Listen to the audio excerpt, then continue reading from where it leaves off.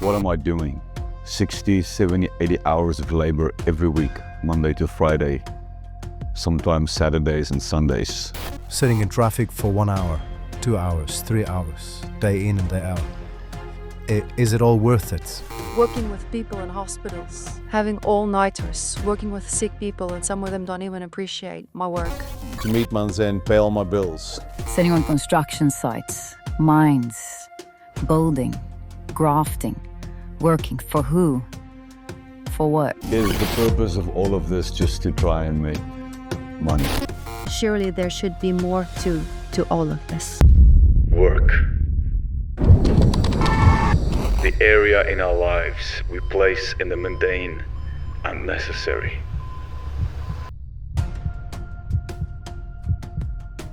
It determines our decisions and our schedules, and it washes our world into grey.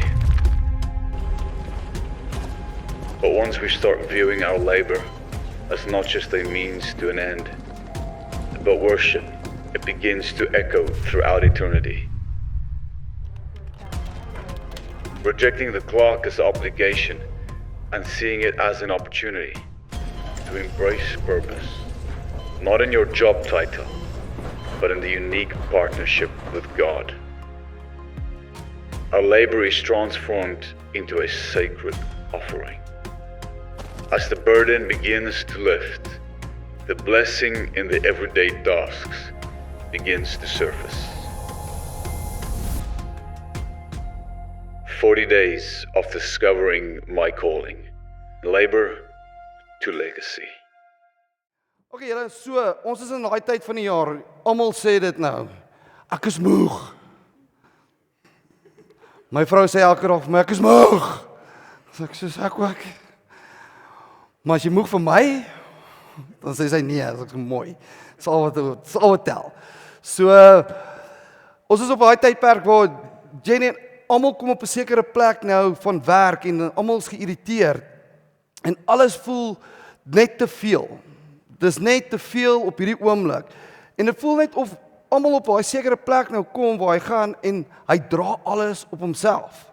Elke persoon kom nou daarso waar hy gaan en hy sê, ja, ek kan nie nog nie. Ek het hierdie uitdagings, my finansies, my dit, my dat.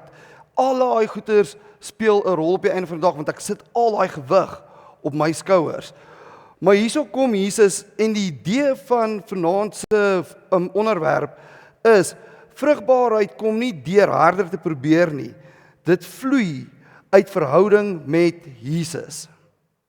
So dit is nie alles op my nie. Dit is oor 'n verhouding wat ek het met Jesus. Sê vir die persoon langs jou nou het jy Jesus gehoor, het jy geluister? Okay, as jy nie nou geluister het, gaan ek dit weer sê en ons gaan die hele tyd hier bly stil. Julle kan daai klok dan na agter stil laat staan tot almal dit gehoor het. Maar voordat ons gaan begin en net dieper gaan handel in dit wil ek net gou 2 fondasies net neerlê. En die eerste ene is identiteit. Want as jy nie identiteit gaan verstaan nie, dan gaan jy ook nie die aanskou verstaan nie. En dan van daar af kan jy jou vinnig self in daai posisie kry waar jy vanaf nie van oorwinning af lewe nie. Jy lewe vir oorwinning. En dis nie wat ons wil hê nie. Ons wil hê jy moet vanaf oorwinning lewe, nie vir oorwinning nie. Jesus het reeds aan die kruis gesterf. So vir ons is dit baie belangrik dat jy verstaan wie sin jy is, wie jy is en die wie sin jy is, the whose I am. En identiteit is ekskuus, ek het nie my notas nou net volg. Ek jump om nou hier so 'n bietjie. Maar jy kan nie verstaan hoe Jesus wil hê jy moet werk totdat jy verstaan wie jy in hom is nie.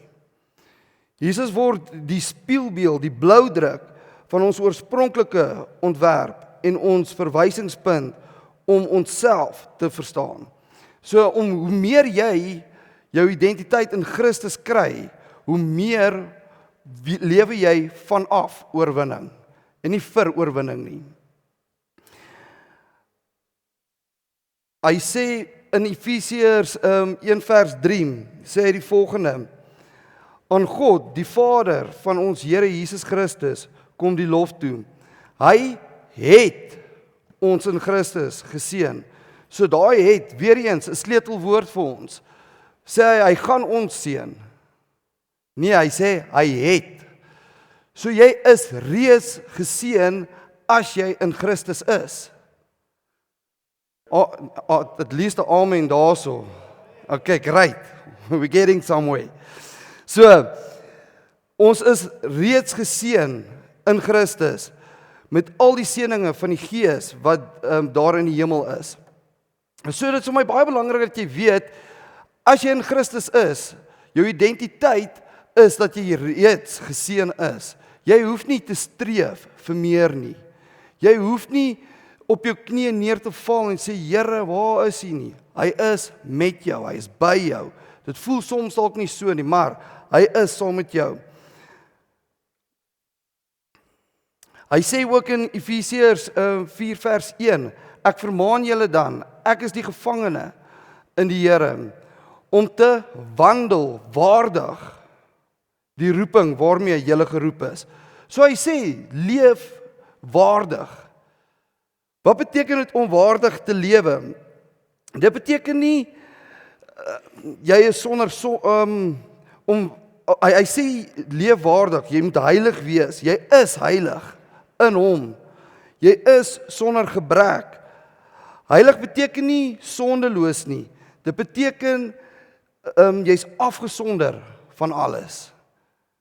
So ons moet net daai gedeelte ook verstaan, dat wanneer jy sê jy's in hom, jy is heilig, soos wat hy is. En daar's geen gebrek nie. Efesiërs sê dit duidelik vir ons, wandel soos hy gewandel het, waardig in Christus. Nou kom ons by die tweede punt wat ek wil kom, en dit is, hoe meer jy kyk na Jesus, wat aanskou jy? Want dit wat jy gaan aanskou op die einde van die dag, dit is wie jy gaan word. En as jy meer kyk na alles wat om my aangaan, al die goeders wat dalk my uitdagings is, goeders wat ek elke dag mee in die gesig moet staar. As jy na dit kyk die hele tyd, dan voel jy partykeer, ja, jy voel daai druk. Partykeer voel jy net soos, ek is nie waardig nie, want ek doen hierdie en hierdie en hierdie. En dit is daai siklus wat jy gaan en jy kry, wat ons noem, dit is 'n siklus van skuldgevoel, wat jy die hele tyd op jou dra. Die Engelse woord daarvoor is condemnation. En condemnation kills. Maar wat Christus sê, jy lewe nie meer in daai raamwerk nie. Van waaraf jy nou lewe is oorwinning. Jy is in my. Dankie. Love it. Okay, so, hy sê in Hebreërs 2 vers 2, sê hy die volgende, die oog gefestig op Jesus, die begin, volëinder van my geloof. So hoe meer jy na Jesus kyk, hoe meer word jy soos Jesus. As hy, so, hoe meer jy na Jesus gaan kyk, hoe meer gaan jy soos Jesus leef op die einde van die dag. Ek sê vir my kind nou die dag, ons almal het gisterand rugby gekyk. Wie het nie rugby gekyk nie? Wie wou nie rugby kyk nie? Wie het spyt uit rugby gekyk?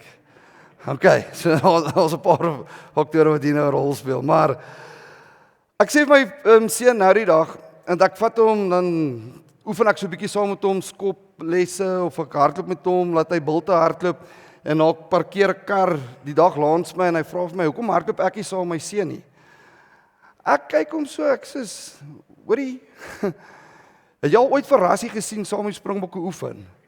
Nee, hy hardloop nie, hy coach net. Dis wat ek doen. Ek coach net, ek hardloop nie. Hierdie lyf is nie gemaak vir hardloop nie. Dit is gemaak vir my vrou se lekker kos. Punte. So, maar ek verduidelik vir my kind, en ek sê vir hom, jy weet, ek noem dit die 70-30 principle. Nou as jy 70% gaan gee, los jy 30% oor vir verskonings. Dan raak jy naderhand die koning van verskonings, want jy 30% wat naderhand dalk 40 gaan word, 50 gaan word.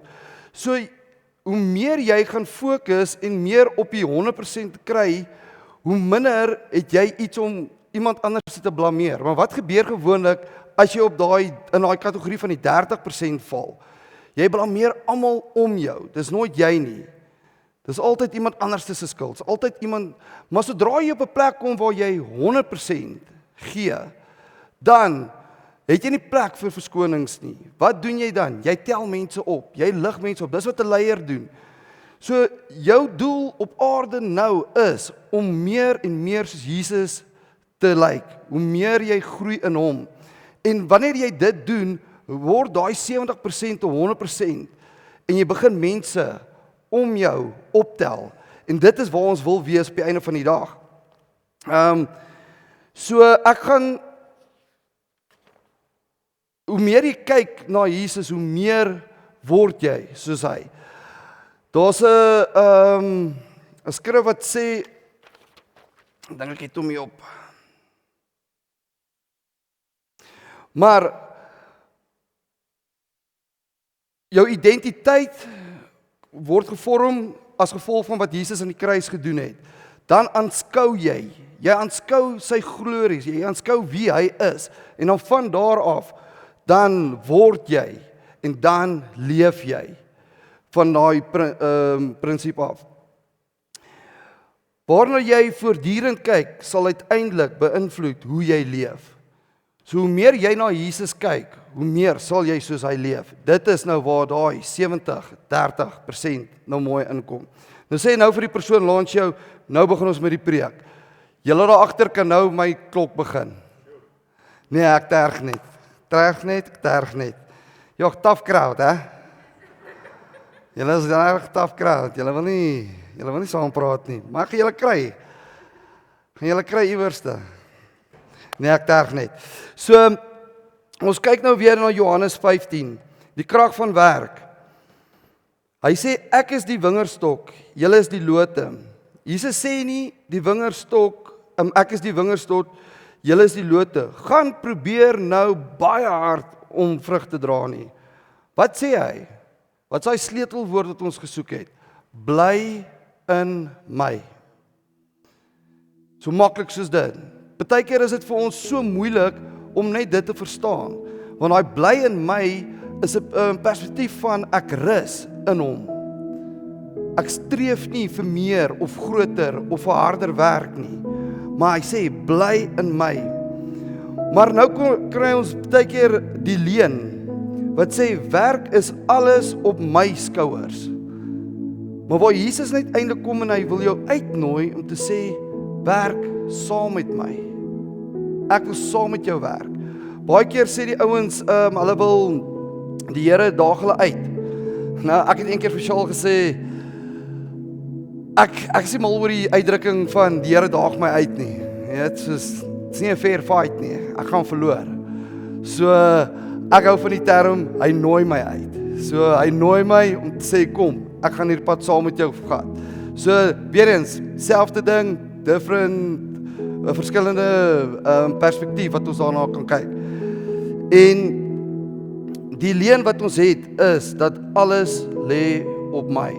Dit is op my skouers. En Psalm 127 vers 1 sê: as die Here die huis nie bou nie, te vergeefs werk die wat daarna bou, of daaraan bou. Soos die Here nie die huis bou nie, dan is dit te vergeefs. Al die harde werk gaan op die grond val. En dit is nie wat Jesus wil hê nie. Alles is nie op jou nie. En ons gaan later 'n skrif deel wat ek mee gaan afsluit, wat dit mooi in een opsom. Die probleem is nie noodwendig dat ons werk nie. Die probleem is dat ons werk sonder verhouding met die een wat veronderstel is om saam met ons te bou. Maar die waarheid is, ek werk nie alleen nie. En ek praat nou van werk in ons omstandighede, jou werksplek waar jy werk tans. Jy werk nie alleen nie. Die Here wil saam met jou werk in daai plek. Maar jy sê dalk nou vir my, Wessel, jy verstaan nie die plek, die omgewing in waar ek myself bevind nie. Dit is nie 'n goeie omgewing nie. Maar wat as die Here net jou in daai plek wil begelei om dalk net vrug te dra in daai seisoen, daai tyd, daai plek waar jy nou is, om 'n verskil te wees in die werksplek. Want daar is een van twee dinge wat gaan gebeur wanneer jy al jou aandag op Jesus sit. Wanneer jy hoe meer jy hom aanskou, as gevolg van jy weet jy is, jou identiteit, jy aanskou en nou nooi hy jou uit in hierdie omgewing waar jy jouself in vind en hy sê vir jou, ek kan jou of hier uitlei of ek kan laat jy vrug dra en ek kan jou op 'n hoër plek sit as wat jy ooit gedink het en jy maak 'n verskil in mense se lewe op daai plek. So dit is een van twee rigtinge waar hy gaan sodra jy op daai 100% is en nie op 70, want sodra jy op daai 30% val, dan kan jy vinnig, ja maar dit is daai en se skuld, dit is daai en is dit, hy doen dat, ek is nie happy met dit nie, maar dis altyd iemand anders se skuld, nooit my eie nie. So, en ons wil nie op daai lyn beweeg nie. Wanneer ons aan Christus verbind bly, sy wysheid lei ons, sy krag dra ons. Sy gees bemagtig ons, sy lewe vloei deur ons. God het nooit bedoel om alleen te dra wat hy bedoel het, jy saam met hom moet dra nie.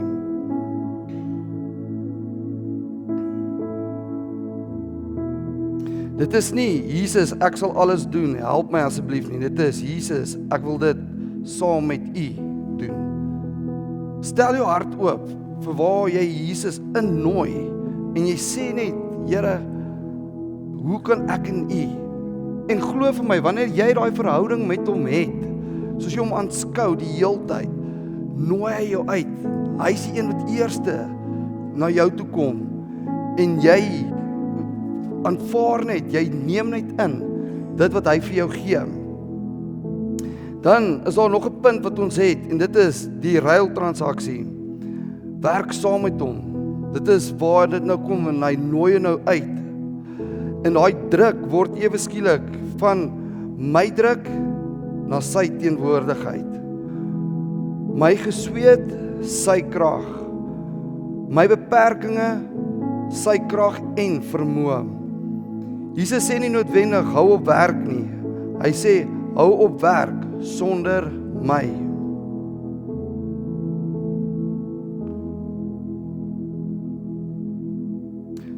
So om net dit alles in een bymekaar te sit, sê hy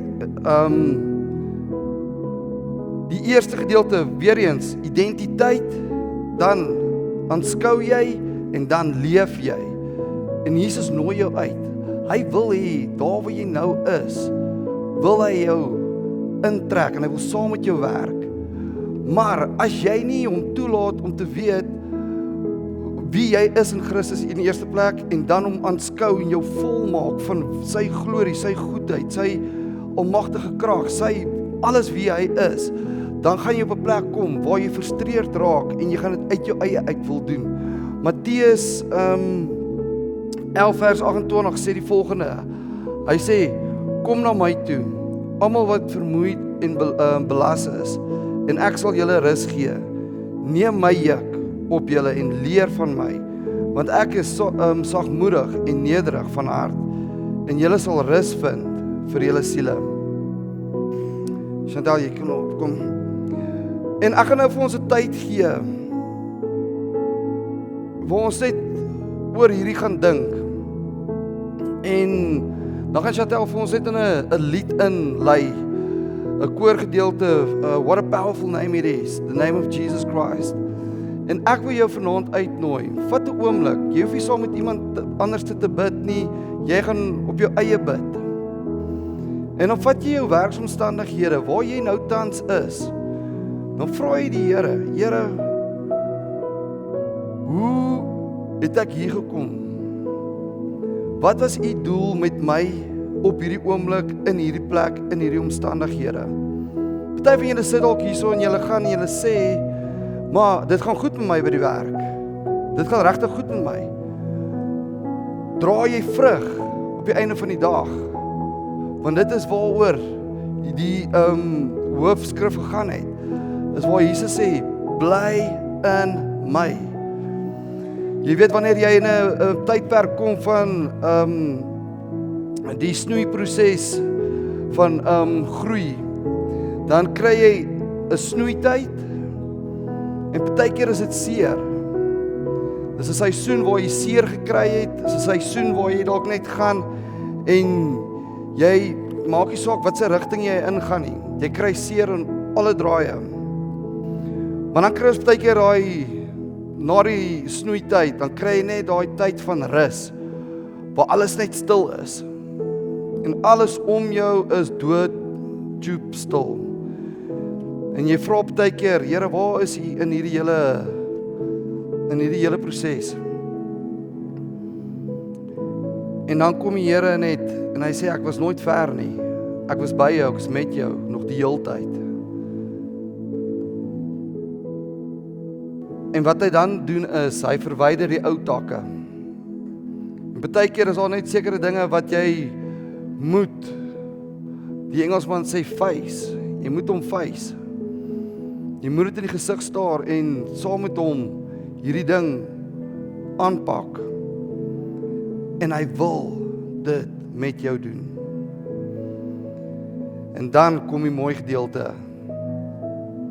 In due time, you will bear much fruit.